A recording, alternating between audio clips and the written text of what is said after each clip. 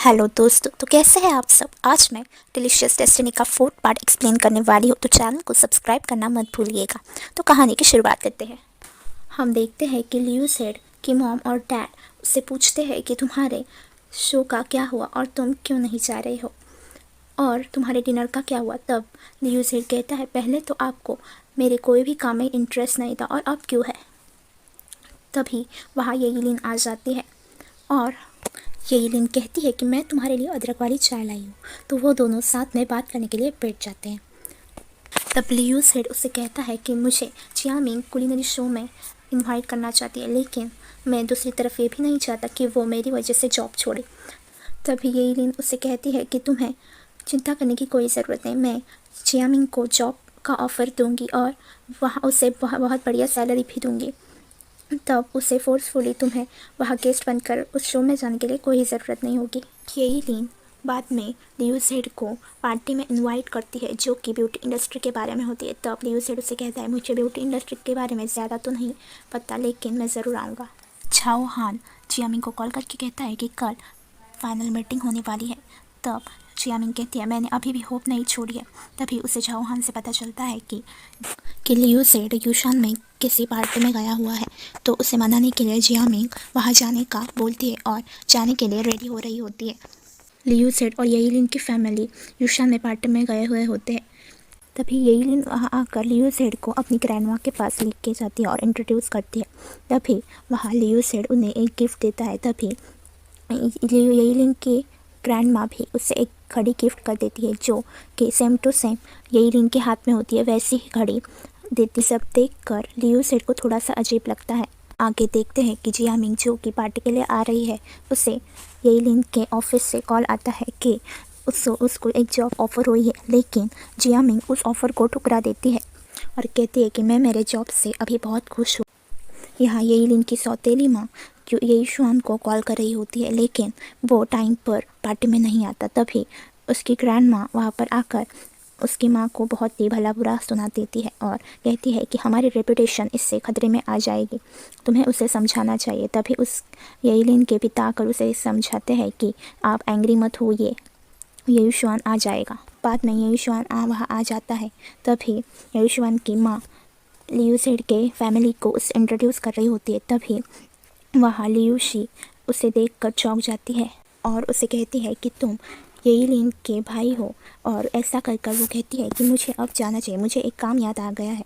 तभी वहाँ जो येशुआन होता है वो भी अपनी माँ से कहता है कि मुझे भी अभी निकलना चाहिए, और दोनों चुपके से बाथरूम में चले जाते हैं और एक दूसरे से बात करते हैं। तब येशुआन उसे पूछता है कि तुम इतनी रिच हो तो तुम्हें रेंट पे करने में कोई हर्ज नहीं है, और मैं तुम्हें अगर रेंट पे नहीं किया तो तुम्हारे माँ बाप को मैं सब कुछ बता दूंगा। तो येशुआन से वो कहती है कि ऐसा तुम मत करो, मैं तुम्हारा रेंट चुका दूंगी। तभी वो उसके साथ एक सेल्फ़ी ले लेता है और कहता है कि ये सेल्फ़ी मैं तुम्हारे मॉम डैड को भेज दूंगा, अगर 3 दिन में तुमने अपना रेंट नहीं चुका दिया तो। ऐसा करके वहाँ से वो चला जाता। लियू सेड बाहर खड़ी हुई जो वॉचमैन से बात कर रही होती है, उस जियामिंग को देख रहा होता है। तभी वहाँ येलिन आ जाती है और कहती है कि मुझे तुम्हें अपने फ्रेंड से इंट्रोड्यूस करना है। तब ये लियू सेड उससे कहता है कि जियामिंग यहाँ पर क्यों आई है। तो वो कहती है कि मुझे पता चला है कि जियामिंग ने मेरा दिया हुआ ऑफ़र ठुकरा दिया है। ये सुनकर लियू सेड कहता है कि अभी भी जियामिंग ने गिव अप नहीं किया है, और वो सोच में पड़ जाता है। येलिन जानबूझकर वेटर से वॉचमैन को कहने के लिए कहती है कि कोई दूसरा यहाँ अंदर नहीं आना चाहिए। वहाँ जियामिंग बहुत उदासी से घर की तरफ निकल जाती है। यहाँ लियू सेड भी बहुत उदास होता है और बाहर देख रहा होता है। जियामिंग बस को रोकने के लिए जाती है, लेकिन बस नहीं रुकती और वो दौड़ते दौड़ते वहाँ पर गिर जाती है। फिर वो बस स्टॉप पे भीगती हुई बैठती है। यहाँ सबको पता चलता है कि लियू सेड पार्टी से बीच में ही जा चुका है। तभी उस येलिन की ग्रैंड मदर उसके मॉम डैड को बताती है कि वो बहुत ही इमेच्योर चाइल्ड है। तभी लियू सेड के डैड सबसे माफ़ी मांगते हैं। येलिन कहती है कि शायद मुझे पता है कि वो कहाँ गया है। लियू सेड जियामिंग को बारिश में भीगते हुए कुछ ढूंढने की कोशिश करने की हालत में देखता है। तभी वो उससे पूछता है कि तुम अभी इस वेदर में क्या करने की कोशिश कर रही हो, तुम्हारी हेल्थ इम्पोर्टेंट है तुम्हारे करियर से, तभी और तुम क्या क्रेज़ी हो। तभी वो कहती है कि तुम मेरा ऑफ़र क्यों एक्सेप्ट नहीं कर रहे हो। तो वो कहता है कि तुम्हें मैंने कितनी मुश्किलें से समझाने की कोशिश की है, लेकिन वो कहती है कि तुम मेरे लिए क्यों मुश्किलें पैदा कर रहे हो। वो कहती है कि यहाँ आते समय मेरी माँ की ड्राइंग बुक, जो कि मेरे पास एक ही उनकी चीज़ थी, वो भी मैंने खो दी। मुझे इस जॉब की सख्त ज़रूरत है, क्योंकि मैं टेलीविज़न पर दिखना चाहती हूँ और कभी ना कभी वो लौट के आएंगे मुझे देखकर, ये मुझे एहसास है। ऐसा कहती है और रोने लगती है। तभी वह वो बेहोश हो जाती है। दूसरी तरफ जहाँ जाओ अपनी माँ से मिलने आ गया होता है, वो उसे कहता है कि मैं पानी लेकर वापस आता हूँ। तभी वो लियो सेड को जियामिंग को हॉस्पिटल लाते हुए देख लेता है। चाओ हान लियो सेड से पूछता है कि जियामिंग को क्या हुआ है। तभी वहाँ पर जियामिंग के फादर और उसका भाई वहाँ आ जाता है और वो लियो सेड और चाओ हान की इंट्रोड्यूसिंग पूछता है। तो वो दोनों अपने आप को इंट्रोड्यूस करके वहाँ से चले जाते हैं और जियामिंग का ख्याल रखने के लिए कहते हैं। येलिन अपने घर में साथ में लंच कर रही होती है। तभी वो बहुत ही उदास बैठी हुई घड़ी की तरफ देख रही होती है और येलिन की सौतेली माँ अब ग्रैंड माँ के लिए कुछ बनाने की कोशिश करती है, लेकिन ग्रैंड माँ वहाँ से गुस्सा होकर चली जाती है। येलिन तब भी उदासी से उस घड़ी की तरफ देख रही होती है। ऑफिस में मीटिंग में मैनेजर जियामिंग से कहता है कि तुम लियो सेड को लाने में नाकामयाब रही हो, तो तुम्हें जॉब से निकाल दिया जाता है। तभी चाओ जियामिंग के फ्लेवर में कहता है कि अगर जियामिंग इस शो में चली गई तो मैं भी ये शो छोड़कर चला जाऊंगा। ये सुनकर मैनेजर बहुत ही गुस्सा हो जाता है और चाओ कहता है कि लियो सेड को शो में लाना किसी की भी बस की बात नहीं। ये वो बोल रहा होता है, तभी वहाँ लियो सेड आ जाता है और सब चौंक जाते हैं। तभी मैनेजर बहुत ही खुश हो जाता है और कहता है कि आपका हमारे कुलिनरी शो में बहुत ही स्वागत है। तब लियो सेड उसे कहता है कि मेरी एक डिमांड है, अगर वो पूरी होगी तभी मैं इस शो में आऊँगा। तो मैनेजर उसे कहता है कि आपकी जो भी डिमांड होगी वो मैं कंप्लीट कर दूँगा। तो वो कहता है कि मुझे जियामिंग अपने लिए इस शो में होस्ट चाहिए। ये सुनकर पहले तो जियामिंग चौंक जाती है, लेकिन बाद में वो बहुत ही खुश हो जाती है। चाओ हान सॉन्ग जियामिंग को बधाई देता है और एक लैपटॉप गिफ्ट में देता है और वो दोनों एक दूसरे को गले लगाते हैं। ये सब देखकर बाहर खड़ा लियो सेड थोड़ा सा जेलस फील कर रहा होता है।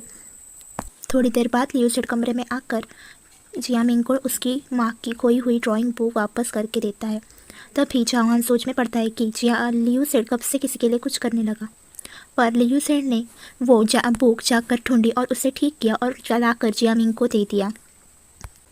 येलिन की दादी और उसके फादर जियामिंग की बेकरी के सामने खड़े होकर अपनी पुरानी यादें ताज़ा कर रहे होते हैं, क्योंकि येलिन की दादी के डिवोर्स के पहले वो सब उसकी फैमिली वहाँ पर रहते थे और येलिन की दादी के और उनके बेटे के बहुत सी यादें उस घर से जुड़ी हुई है।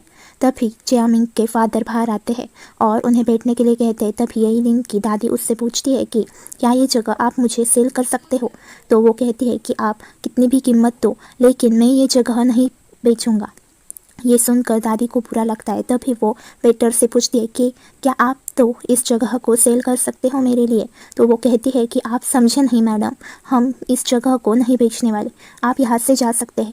लेकिन दादी को बहुत बुरा लगता है और वो कहती है कि कितनी भी कुछ भी हो जाए, लेकिन ये जगह मैं खरीद कर रहूँगी। जियामिंग जब बाहर टहल रही होती है तब वहाँ चाओ हान आ जाता है और वो दोनों बात करने लगते हैं। तब जियामिंग चाओ हान से शिकायत करती है कि लियो सेड एकदम साइलेंस रेफ्रिजरेटर की तरह है, जो कि मुझे बिल्कुल भी अच्छा नहीं लगता। तभी पीछे से लियो सेड आ जाता है। उसे देखकर जियामिंग घबरा सी जाती है और चौंक जाती है, लेकिन वो जियामिंग लियो सेड से कहती है कि तुम मेरी बात को दिल पर मत लगाना। तब लियो सेड उसे गुस्से से देख रहा होता है। ये सब देखकर चाओ हान को हंसी आने लगती है। तभी वहाँ जियामिंग के फादर और पेंघाई और उसके डॉटर वहाँ पर आ जाती है। वो जियामिंग और उनसे बात करने लगती है। तब वो चाओ हान को बॉस के रूप में पहचान जाते हैं और वो पिछली बार जो जियामिंग को हॉस्पिटल में पहुँचाने वाले लियो सेड को भी पहचान देते हैं और वो दोनों को खाने में इनवाइट करते हैं, जो कि जियामिंग को शो मिलने की वजह से उन्होंने छोटी सी पार्टी रखी है उसमें। लेकिन जियामिंग को ये बिल्कुल पसंद नहीं आता कि उसके पार्टी में लियो सेड आए, लेकिन लियो सेड जानबूझकर कहता है कि अंकल आप इतना अप्रोच कर रहे हैं तो मैं ना नहीं कहूँगा, और वो पार्टी में चला जाता है। जियामिंग के फादर लियू सेड और चाओ से कहते हैं कि आज आपको बहुत सारा खाना खाना पड़ेगा, और जियामिंग के फादर फिश की डिश ऑफर करते हैं। तब लियू सेड खा के देखता है और वो कहता है 30 पॉइंट्स। ये सुनकर सभी लोग चौंक जाते हैं और उसकी तरफ देखने लगते हैं। तब वो कम मार्क्स देने का कारण बताता है और सारी डिश को एक्सप्लेन करता है। लेकिन झाओ हान कहता है कि मुझे तो सारी डिशेस अच्छी लगी। तभी लियू सेड उसे कहता है इसीलिए तुम कुलिनरी शो के प्लानर हो, शेफ नहीं। और जियामिंग मजाक में उसे कहती है कि मुझे लगता है कि तुम्हें फूड मतलब एक ऑफिस जैसा लगता है। तभी वो एक डिश टेस्ट करके बोलता है 30 पॉइंट्स। फिर बाद में सारे लोग बहुत ही ज़्यादा चौंक जाते हैं, लेकिन इस बात का बुरा न मानते हुए जियामिंग के फादर लियू सेड को दूसरी डिश टेस्ट करवाते हैं और वो फिर भी उसे 50 पॉइंट्स दे देता है और बाद में एक्सप्लेन करता है कि 50 पॉइंट्स क्यों दिए। ये सब देखकर जियामिंग को बहुत गुस्सा आ रहा था। फिर भी लियू सेड जज कर रहा था, लेकिन उसके फादर उसको बहुत ही शांत दिमाग के थे। वो कहने लगे कि तुम मेरी बनाई हुई डिश टेस्ट करो। तो लियू सेड वो टेस्ट करता है तो जियामिंग उसे कहती है खबरदार अगर मेरे पापा की बनाई हुई डिश को तुमने कुछ कहा। लेकिन वो फिर भी कहता है कि अंकल, आपको सीखने के लिए कुलिनरी स्किल्स की बहुत ही ज़रूरत है। ये सब सुनकर झाओ हान उसे कहता है कि हम यहाँ गेस्ट बनकर आए हैं तो हमें वैसा ही बर्ताव करना ही चाहिए, ना कि किसी कुलिनरी शो में आए हैं और वो उसका तुम जज हो। ये सब सुनकर लियू सेड अपनी आजू बाजू में देखने लगा। फिर जियामिंग के फादर समझाने लगे कि वो बस एक्सपीरियंस है और वो अपना एक्सपीरियंस हमारे साथ शेयर कर रहे हैं। हम सब यहाँ खाना खाने के लिए एक साथ बैठे हैं और एंजॉय करने के लिए भी बैठे हैं, ना कि तुम्हारे जजिंग स्किल्स के लिए। और वैसे भी तुम्हें अगर खाना पसंद नहीं आया तो तुम जा सकते हो। ये सब सुनकर लियू जियामिंग के पिता कहने लगे कि तुम्हें इसके बाद दिल पर लेने की कोई ज़रूरत नहीं है। तभी लियू सेड उठता है और कहता है कि थैंक यू कि आपने मुझे बुलाया, अब मुझे चलना चाहिए। तो जियामिंग कहती है कि तुम्हें यहाँ रुकने के लिए किसी ने कहा भी नहीं है। तभी लियू सेड जियामिंग का हाथ पकड़कर उसे उठा देता है और कहता है कि मुझे तुम्हारे साथ अभी वर्क के बारे में बात करनी है। तो जियामिंग उसे कहती है कि ये मेरा रेस्ट पीरियड है, मैं तुम्हारे साथ नहीं आ सकती। तो लियू सेड उसे कहता है कि अब तुम मेरी सबऑर्डिनेट हो और 24 आवर्स तुम्हें मेरी बात सुननी पड़ेगी। तो वो जियामिंग झाओ हान से शिकायत कर देती है। तब झाओ हान कहता है कि मैं इसमें तुम्हारी कोई मदद नहीं कर सकता, एक बार ये शो कंप्लीट हो जाए फिर हम बात करेंगे। और लियू सेड जियामिंग को लेके वहाँ से चला जाता है। आगे हम देखते हैं कि लियू सेड जियामिंग को कुछ बुक्स देता है और कहता है कि तुम्हें इन्हें जल्दी से जल्दी पढ़ना होगा। तो वो कहती है कि मुझे ये बुक पढ़ने की ज़रूरत ही क्या है। तो लियू सेड उसे कहता है कि तुम मेरे जो सवाल तैयार करने वाली हो उसका तुम्हें कुछ नॉलेज तो होना चाहिए ना, तो इसके लिए ये सारे बुक हैं। तो वो कहती है कि मैं इतने सारे बुक कैसे पढ़ सकती हूँ। तो वो कहता है ये तो सिर्फ बेसिक नॉलेज है। तो वो चौंक जाती है और कहती है बेसिक नॉलेज, इतने सारे बुक, ये भी बेसिक नॉलेज है। वो कहती है कि मुझे कोई एग्ज़ाम नहीं देनी है, मुझे सिर्फ शो की प्लानिंग ही करनी है। लियू सेड कहता है कि तुम्हें मुझे शो में बुलाने के लिए खुद को प्रिपेयर करना होगा। तब वो मान जाती है और बुक पढ़ने के लिए बैठ जाती है। जियामिंग उसे कहती है कि ये ख़त्म करने के लिए मुझे 2 हफ्ते तो दो। तो लियू सेड उसे कहता है कि मैं तुम्हें 3 दिन ही दूंगा। तो जियामिंग उससे आर्ग्यू करने लगती है। फिर लियू सेड उससे कहता है मुझे नहीं पता कि तुम अपना टाइम कैसे मैनेज करोगे, लेकिन ये तुम्हें 3 दिन में ही ख़त्म करना होगा और मुझे सेटिस्फैक्टर प्रपोज़ल भेजना पड़ेगा। फिर जियामिंग से वो कहता है कि उसे इनकरेज करता है कि तुम फाइटिंग कर सकती हो, लेकिन जियामिंग इतना सा मुँह करके बैठ जाती है और कहती है कि ये सारी तो इंग्लिश में ही है।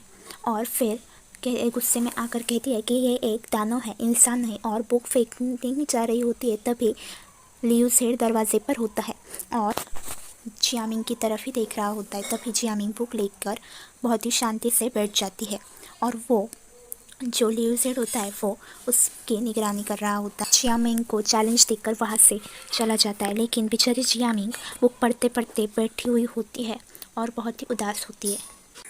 झाओ हान येलिन को रोमांटिक डेट पर लेके जाता है। तब येलिन उससे कहती है कि तुम्हारे अगर होने वाले गर्लफ्रेंड को ये बात पता चले कि हम ऐसे रोमांटिक प्लेस पे पहले भी आ चुके हैं तो वो मुझसे बहुत ही जेलस होगी।